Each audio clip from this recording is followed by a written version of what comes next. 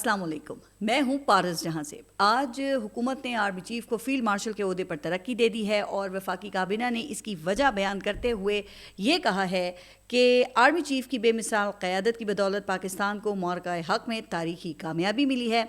और काबीना के मुताबिक जनरल आसिम मुनीर ने मिसाली जुर्रत और अज़म के साथ पाक फ़ौज की क़यादत की और तीनों फोर्सेस की जंगी हिकमत अमली और काविशों को भरपूर तरीके से हम आहंग किया है। अच्छा, बात ये दुरुस्त है कि जनरल आसिम मुनीर ने फ्रंट से लीड किया है। अगर ये उसका सिला है तो इसमें हर्ज नहीं है। अगरचे फील्ड मार्शल के ओहदे पर तरक्की से उनकी जॉब डिस्क्रिप्शन या उनके किरदार पर कोई फ़र्क नहीं पड़ेगा, लेकिन इसकी एक अलामती अहमियत है। नून लीग की हुकूमत ने ऐसी ही एक तजवीज़ आपको शायद याद होगा कि जनरल राहील शरीफ के दौर में भी फ्लोट की थी, जिसका मकसद सियासी मसाइल से छुटकारा पाना था।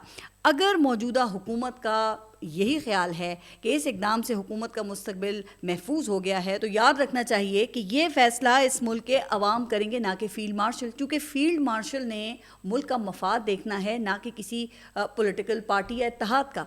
अच्छा, इस वक्त ट्रेंड्स को देखें अगर आप, तो एक बात तो वाज़ेह हो गई है कि पाक इंडिया लड़ाई का पहला मार्का इख्तिताम को पहुँच चुका है, जिसमें पाकिस्तान ने फ़ौजी, सिफारती और बयानिए के महाज पर इंडिया को शिकस्त फाश दी है। इसी वजह से अब दोनों ममालिक के जो DGMOs हैं उनके दरमियान हॉट लाइन एक्टिव हो गई है।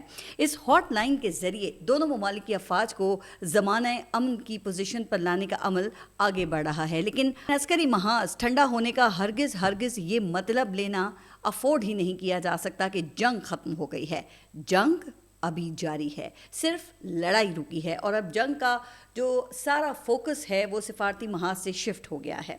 आखिरकार इंडिया को अपनी बैनुल अक़वामी साख का एहसास हो गया है, जो इस वक्त दो कौड़ी की भी नहीं रही है। आपने देखा कि इंडिया ने अपने मौशी और जियो स्ट्रेटेजिक पोजीशन का नाजायज़ फ़ायदा उठाना चाहा और सबको ही आगे लगाकर इज़राइल जैसा मगरिब का लाडला बच्चा बनने की कोशिश की, मगर दुनिया ने बिलुमूम और चाइना, अमेरिका, तुर्किया, बरतानिया और यूरोपीय यूनियन ने बिलखुसूस इंडिया को उसकी औकात याद दिला दी है।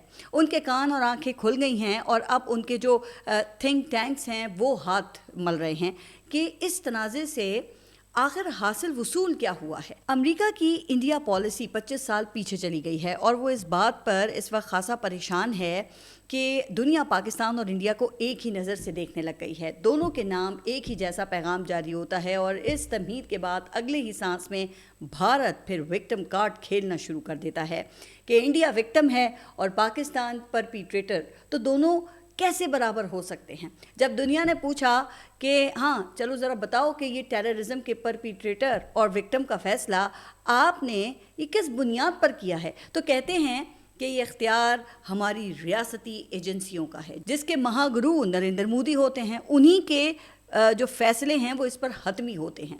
अल्लाह का शुक्र है कि दुनिया ने जब ये सुना तो 6x6 नज़रों से मोदी को देखा और दूर से ही अंदाज़ा कर लिया कि इस वक्त मोदी की सोच का हजम कितना है, जिसके बाद इंडिया पूरी दुनिया में ज़लील और रुस्वा हो गया है। पाकिस्तान के खिलाफ जाहिरियत की कहीं से भी लेजिटिमेसी नहीं मिल सकी है। दूसरी बड़ी तकलीफ जिसकी वजह से इस वक्त इंडिया की खूब टीसे उठ रही हैं वो ये है कि सदर ट्रंप ने इंडिया और पाकिस्तान को हाइफनेट क्यों किया है, यानी एक ही पलड़े में रख कर क्यों तोला है। वैसे तारीखी एतबार से उनका ये हवाला दुरुस्त है कि 25 साल पहले सदर क्लिंटन के वक्त में ये बात तय हो गई थी कि आइंदा कोई अमरीकी सदर पाकिस्तान और भारत का दौरा एक लीग में नहीं करेगा। पाकिस्तान और इंडिया को ब्रैकेट नहीं किया जाएगा, लेकिन जनाब अब वो ज़माना तो चला गया। अब सदर ट्रंप तो आए ही जो माजी की रिवायात हैं उनको तब्दील करने के लिए हैं। तो अब इंडिया के पास दो ही रास्ते हैं कि पास कर या बर्दाश्त कर। लेकिन इससे हट कर अगर गौर करें तो पहले उन्हें अमेरिका की नज़र पर एतराज़ था, अब कम वजनी का शिकवा है। इससे आप अंदाज़ा कर लें कि इन्हें तकलीफ सारी जिस्मानी है, जो कि बड़ी हद तक पाक फ़ौज ने दूर तो कर दी है, लेकिन बात इससे आगे निकल गई है। मार क्या कम थी कि सोने पे सुहागा भारत को अब पूरी दुनिया की लान तान भी सुनने को मिल रही है। वैसे अब ये इंडिया का जो सीनियर तबका है ना, उसे सोचना चाहिए कि एक दिमागी खलल इंडिया को कहाँ से कहाँ ले आया है। रौनक ने فورن پالیسی کا کباڑا کر کے رکھ دیا ہے۔ اب انہیں خیال آیا کہ بھائی تکبر، یہ بدماشی اور معاشی برتری کے زوم پر فورن پالیسی نہیں چل سکتی۔ انڈیا کو اسرائیل کی طرح دنیا بھر میں ہنٹ اینڈ کل آپریشنز کی اجازت نہیں دی جا سکتی، کیونکہ یورپ، امریکہ اور کینیڈا انڈیا کی طرف سے یہ سب بھگت چکے تھے۔ اوپر سے اب ان کی بدبختی کہ ویسٹ کے سامنے بھارت چین کے خلاف فرسٹ لائن آف ڈیفنس کے طور پہ معاشی فائدہ اٹھا رہا تھا۔ بھارت کو جو پاکستان کے ہاتھوں مار پڑی ہے نا، تو اس نے ان کے اتحادیوں کو بھی کافی حد تک پریشان کر کے رکھ دیا ہے۔ یورپی ماہرین پریشان ہیں کہ اگر چین کے اولڈ ورژن جیٹ سے یورپ کا سب سے ماڈرن جیٹ گرایا جا سکتا ہے تو ہم اس سے اوپر کی چینی ٹیکنالوجی کا مقابلہ کیسے کریں گے؟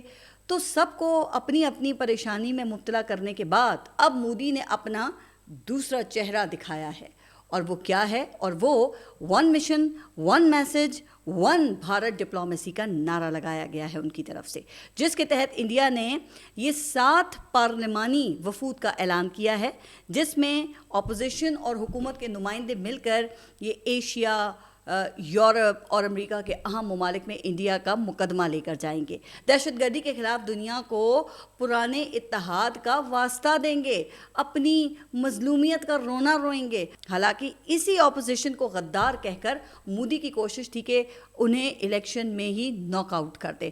اب وہ اسی اپوزیشن کے ذریعے دنیا کو بے وقوف بنانے کی کوشش کر رہا ہے۔ اب one mission, one message, one Bharat کے ڈھونگ کو رچانے کے لیے یہ کانگریسی لیڈر ششی تھرور، مسلم نمائندہ اسد الدین اویسی، سو کالڈ کشمیری غلام نبی آزاد اور دیگر اپوزیشن جماعتوں اور قومیتوں کے لوگ جو ہیں ان کو جمع کیا گیا ہے، اور ان کو یہ ٹاسک دیا گیا ہے کہ جائیں اور پوری دنیا کو بتائیں کہ انڈیا کی کارروائیوں کا مقصد صرف دہشت گردی کے خلاف ریزولو شو کرنا تھا، اس سے زیادہ اور کچھ نہیں تھا۔ دنیا کو یقین دلانا ہے کہ انڈیا ملٹری کانفلکٹ میں نہیں جانا چاہتا، اور اس حوالے سے انہوں نے 3 اہداف مقرر کیے گئے ہیں ان کی طرف سے، جس میں نمبر 1 مطالبہ یہ ہے کہ دنیا پاکستان کے خلاف کسی بھی انڈین کارروائی کو صرف دہشت گردی کی لینس سے دیکھے، نہ کہ برابری کی سطح پر۔ اور اس کی وکالت میں وہی سارے رٹے رٹائے ڈائلاگز ہیں جو کہ بالی ووڈ کی فلم کی طرح زمینی حقائق سے زیادہ ماضی کے واقعات کو جوڑ کر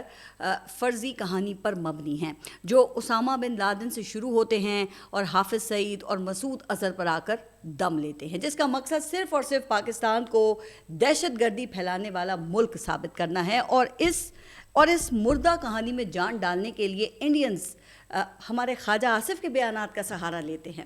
گودی میڈیا خواجہ آصف کو انڈیا کا سیکرٹ ویپن تک قرار دے چکا ہے۔ ویسے خواجہ آصف کے بیانات تو واقعی ڈیمیجنگ تھے، لیکن یہ سیکرٹ ویپن کہنا یہ تھوڑی سی زیادتی ہے۔ ویسے اگر خواجہ آصف حقیقت میں یہ وزارت دفاع چلا رہے ہوتے تو پھر یقین کیا جا سکتا تھا، لیکن انڈینز کی بدقسمتی ہے کہ U S department of defence Pakistan میں کم از کم خواجہ آصف سے رابطہ نہیں کرتا۔ اگر کر رہا ہوتا تو ان کے ہر بیان سے ایک ہی مطلب نہ نکلتا کہ اگر وہ پوچھ لیں ہم سے تمہیں کس بات کا غم ہے، تو پھر کس بات کا غم ہے اگر وہ پوچھ لیں ہم سے۔ لیکن خواجہ آصف کو پھر بھی کسی نے نہیں پوچھنا۔ جن لوگوں نے پوچھنا تھا انہوں نے پوچھ گچھ کے بعد کریکٹیو میئرز بھی یقینی طور پہ لیے ہوں گے، جو خواجہ آصف ہی بتا سکتے ہیں۔ ہاں، البتہ خواجہ آصف کے بیانات نے گودی میڈیا کی اس حد تک ہیلپ ضرور کی ہے کہ وہ انڈین جنتا کو بے وقوف بنا سکیں۔ اچھا، اب انڈیا کا دوسرا ہدف صدر ٹرمپ کو ان کی ٹیم میں شامل جو انڈینز ہیں ان کے ذریعے انفلوئنس کرنا ہے، ان کو یہ باور کرانا ہے کہ ابھی پاکستان سے بات چیت کا وقت نہیں ہے۔ جب تک پاکستان انڈیا کی تسلی نہیں کروا دیتا تو پھر بائی لیٹرل لیول پر بات ہو سکتی ہے۔ ان کے مطابق ثالثی کی تو گنجائش ہی نہیں ہے۔ پھر انڈیا کی امریکہ سے تیسری درخواست یہ ہے کہ خدا کے واسطے ہمیں پاکستان کے ساتھ ہائفنیٹ نہ کریں، ایک ترازو میں نہ تولیں۔ بھائی کیوں نہ تولیں؟ تو اس کے لیے ان کے پاس وہی گھسے پٹے جملوں کے علاوہ کچھ نہیں ہے کہ انڈیا کی معیشت پاکستان سے 11 گنا بڑی ہے، ہم دنیا کی سب سے بڑی جمہوریت ہیں، پاکستان سے ہمارا کمپیریزن کیسے ہو سکتا ہے جہاں سول حکومت برائے نام ہے، جہاں پر اختیار کسی اور کے پاس ہو، انڈیا کا نیوکلیئر بٹن وزیر اعظم کے پاس ہے، پاکستان میں تو بالکل ایسا نہیں ہے، اور وغیرہ وغیرہ وغیرہ۔ تو جناب یہ وہ پروپیگنڈا ہے جو انڈین پارلیمانی وفود دنیا اور خاص طور پہ امریکہ اور یورپ میں کرنے جا رہے ہیں۔ تو کیا پاکستان کی جانب سے جانے والا وفد ان سوالات کا سامنا کرنے کے لیے تیار ہے؟ ویسے وفد میں خواجہ آصف کی غیر موجودگی سے تو یہ پتہ چلتا ہے کہ وفد تیار ہوگا، لیکن اس میں اپوزیشن کا کوئی رکن شامل نہیں ہے۔ یہ جانتے بوجھتے کہ یورپی یونین اور برطانیہ کی کئی رپورٹس پہلے ہی پاکستان کے جو الیکشنز تھے ان پر سوالات اٹھا چکی ہیں۔ اس کے علاوہ یورپی یونین میں بڑے پیمانے پر پاکستان کا ڈائسپورا بھی ہے، جس کی اکثریت پاکستان تحریک انصاف کے ہی ساتھ ہے۔ اچھا، ویسے ان حقائق کی بنیاد پر مجھے تو سمجھ نہیں آتی کہ پاکستان کا جو پارلیمانی وفد ہے وہ انڈیا کے مقابلے میں کس طرح one nation one message one Pakistan کا پیغام ڈیلیور کرے گا۔ بلا شبہ وفد میں تجربہ کار سفارتکار شامل ہیں، لیکن سفارتکار تو دیکھیں پہلے بھی ان ممالک میں موجود ہوتے ہیں نا۔ اصل مقصد تو نمائندوں کے ذریعے پاکستانی عوام کا جو موقف ہے وہ دنیا تک پہنچانا ہے۔ کیا اپوزیشن کے بغیر قومی وحدت کا میسج پھر جائے گا؟ اگر اجتماعی اونرشپ نہیں ملتی تو کیا اس سے زیادہ یہ بہتر نہیں ہے کہ صرف ڈپلومیٹس پر مشتمل وفد ہی روانہ کیا جائے؟ دیکھیں، اب ملٹری نے تو اپنا کام کر لیا ہے، لیکن اب یہ وزیر اعظم کی کیا ذمہ داری نہیں بنتی کہ وہ اس وقت تمام جو پولیٹیکل پارٹیز ہیں ان کو قومی سلامتی پالیسی پہ ساتھ لے کر چلیں؟ یہ کوئی ششی تھرور بمقابلہ بلاول بھٹو تو نہیں ہے، یہ پاکستان بمقابلہ انڈیا ہے۔ بلاول بھٹو بہت اچھے دلائل دیں گے، لیکن کیا دنیا اس کو پاکستان کے عوام کی اجتماعی اونرشپ کے درجے پر رکھے گی؟ ویسے لگتا ہے کہ وزیر اعظم شہباز شریف کی ترجیحات تو کچھ اور ہی ہیں اس وقت میں۔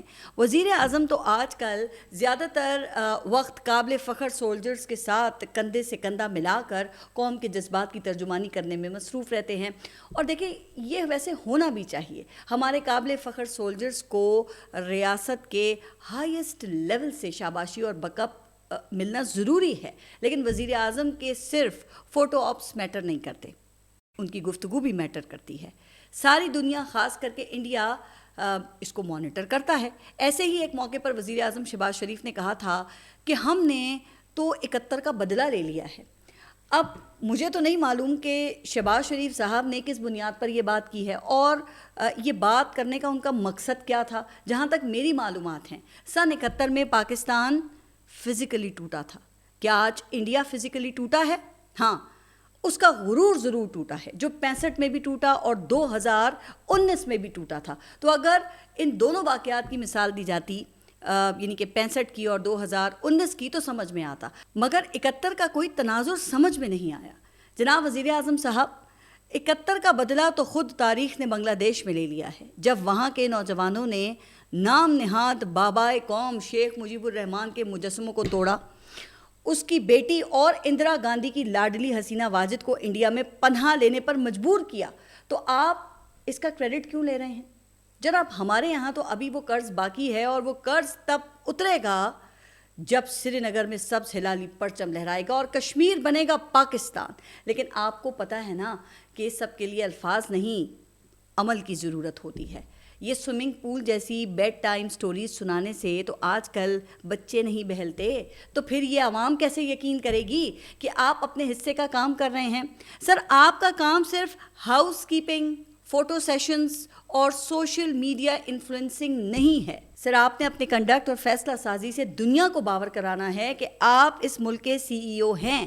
یہ سوئمنگ پول کہانیوں سے نا کچھ اسٹیبلش ہونے کے بجائے دشمنوں کو سوالات اٹھانے کے مواقع ملتے ہیں، تو گھر کے اندر کی باتیں میڈیا پر نہیں کی جاتی۔ البتہ آپ کی سوئمنگ پول سٹوری سے ہو سکتا ہے کہ آج عمران اسماعیل ریگریٹ کر رہے ہوں گے۔ یہ 2022 میں عمران اسماعیل نے ٹویٹر پر پی ایم ہاؤس کے سوئمنگ پول کی ایک ویڈیو شیئر کی تھی اور یہ الزام لگایا تھا کہ شہباز شریف نے وزیر اعظم بنتے ہی اپنی عیاشی کے لیے پی ایم ہاؤس کے سوئمنگ پول پر 7 کروڑ روپے خرچ کیے ہیں۔ اگر انہیں پتہ ہوتا نا کہ یہ سوئمنگ پول نہیں بلکہ وار روم بن رہا ہے، تو شاید عمران اسماعیل پھر ایسا الزام لگانے سے گریز کرتے۔ بہرحال وزیر اعظم شہباز شریف سے گزارش ہے کہ یہ وقت خود نمائی کا نہیں ہے، یہ وقت ریاست کی جنگ لڑنے کا ہے۔ ہمارا دشمن منظم ہے، مکار ہے، اور دنیا کو اپنی بات منوانے کے لیے ہر حربہ اس وقت استعمال کر رہا ہے۔ اگر ہم نے دھیان نہیں دیا نا تو خدا نخواستہ بیانیے کی جیتی ہوئی جنگ کو کوئی نقصان بھی پہنچ سکتا ہے۔ اچھا، یہاں پر سینئر صحافی سہیل وڑیچ، ان کے کالم کا ذکر کرنا ضروری ہے، اور اب یہ کالم ہے یا فلر ہے یہ فیصلہ کرنا آپ نے ہے، لیکن ایک بات تو دیکھیں ماننی پڑے گی کہ نون لیگ کو سمجھنے میں سہیل وڑیچ سے غلطی کا امکان ذرا کم ہی ہے۔ تو ان کے مطابق شہباز شریف نے مریم نواز کی جانشینی کو قبول کر لیا ہے، اس لیے انہیں سیاست میں دلچسپی نہیں ہے، ان کا کام صرف مینیجر کا رہ گیا ہے۔ یہ سہیل وڑیچ کی ریڈنگ ہے۔ تو کیا 25 کروڑ کا ملک کوئی مینیجر یا ہاؤس کیپر چلا سکتا ہے، یا پھر عوام کا حقیقی نمائندہ ہی چلا سکتا ہے؟ ایسا لیڈر جس کا ہاتھ عوام کی نبض پر ہو، عوام جس پر اعتماد کرے۔ زیادہ دور جانے کی بات نہیں ہے۔ آپ انڈیا کے خلاف پاکستان کے بیانیے کو پروموٹ کرنے کے حوالے سے ذرا یہ سوشل میڈیا کے جو اعداد و شمار ہیں ان کو دیکھ لیں، جس کے مطابق پی ٹی آئی کے آفیشیل ایکس اکاؤنٹ سے 8 اور 12 مئی کے دوران 641 پوسٹیں کی گئیں، جن میں انڈیا کے پروپیگنڈے کا جواب دیا گیا، اور پی ٹی آئی کی ریچ 5.5 کروڑ صارفین تک ہوئی، جبکہ نون لیگ نے 184 پوسٹیں کیں جن کی ریچ 2.5 کروڑ تھی۔ تو دیکھیں اس طرح تو پھر یہ واضح طور پر یہ کہا جا سکتا ہے نا کہ پاکستان تحریک انصاف سوشل میڈیا کو قومی بیانی کی ترویج میں ایج حاصل ہوا۔ سوشل میڈیا کے ان اعداد و شمار اور کچھ دیگر پیش رفت کو ہی بنیاد بنا کر اس وقت بھی عمران خان اور اسٹیبلشمنٹ کی ڈیل کی قیاس آرائیاں ہو رہی ہیں، اور اس حوالے سے سینئر صحافی انصار عباسی صاحب گزشتہ کئی ماہ سے اس ڈیولپنگ سٹوری کو وہ لیڈ کر رہے ہیں، لیکن ابھی تک ان کے مطابق عمران خان اور اسٹیبلشمنٹ کے درمیان کوئی بھی براہ راست رابطہ یا بات چیت نہیں ہوئی ہے۔ لیکن پھر 10 مئی کے بعد کچھ سوشل میڈیا ایکٹیوسٹ اور ولاگرز نے جیل میں عمران خان کو مبینہ طور پہ دی گئی ایک اعلیٰ سطحی بریفنگ کا بھی دعویٰ کیا ہے، جس کے بعد دعوے کے مطابق ایکس سے پاکستان میں پابندی اٹھائی گئی۔ پھر پاکستان تحریک انصاف کے سوشل میڈیا کو عمران خان کا پیغام دیا گیا، جس میں عمران خان نے انڈیا کے خلاف بیانیے کی جنگ لڑنے کی ہدایات دی۔ اچھا، اس ڈیولپمنٹ کے بعد سینئر صحافی نجم سیٹھی نے یہ تک کہہ دیا کہ اسٹیبلشمنٹ اور عمران خان کے درمیان MOU پر اتفاق ہوا ہے، جس کے تحت ریلیف پروسیس اور پی ٹی آئی کو سپیس دینے کا روڈ میپ طے ہو گیا ہے۔ اچھا، ویسے میرا تو خیال یہ ہے کہ ایسے دعووں کی تصدیق یا تردید کے لیے سب سے موزوں شخصیت دونوں فریقین ہیں، کیونکہ دونوں جانب سے ابھی تک براہ راست کوئی بات نہیں کی گئی ہے، لیکن دونوں اطراف سے منسلک لوگوں نے اس خبر کی تردید کی ہے۔ ویسے اس خبر کے حق میں یہ دلیل دی جاتی ہے کہ اسی مفاہمت کے نتیجے میں عمران خان سے ان کی بہنوں کی ملاقات ہوئی ہے، پھر بیٹوں سے ٹیلی فون پہ خان صاحب کا رابطہ ہوا ہے، ہائی کورٹ میں القادر کیس کی سزا معطلی کی درخواست سماعت کے لیے مقرر کی گئی ہے، اور اس سے پہلے کوئٹہ، لاہور اور کچھ اور شہروں میں بھی پاکستان تحریک انصاف کے کچھ لوگوں کو رہا کیا گیا ہے۔ شاہ محمود قریشی صاحب کو ہاسپٹل منتقل کیا گیا، اور اسی بنیاد کے اوپر اب یہ بات بھی کی جا رہی ہے کہ اگلا نمبر عمران خان اور بشرا بی بی کی رہائی کا ہے۔